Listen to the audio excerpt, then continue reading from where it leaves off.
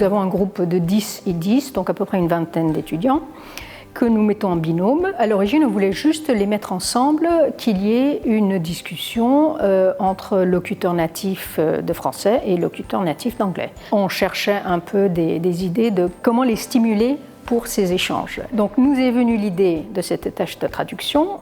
Nous les faisons travailler sur des textes authentiques, c'est-à-dire des comptes rendus qui sont publiés dans une revue électronique française avec qui nous avons un partenariat.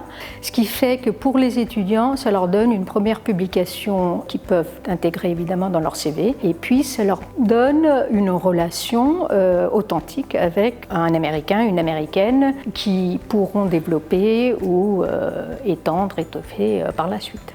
Nous sélectionnons pour eux à l'avance une liste d'ouvrages parus récemment, qui nous semblent intéressants, qui ont été publiés en français, mais dont il nous semble intéressant de faire connaître le propos au-delà de l'espace francophone.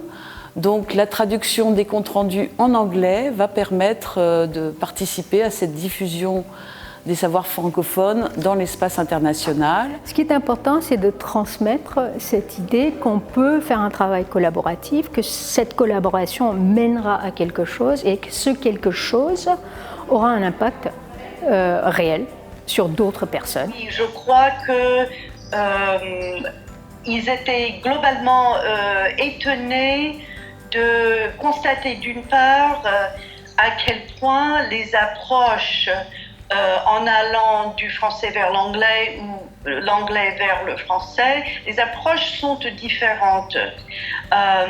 Et ça, c'était quelque chose que je crois qu'ils n'avaient pas vu ou aperçu quand ils travaillaient par Internet.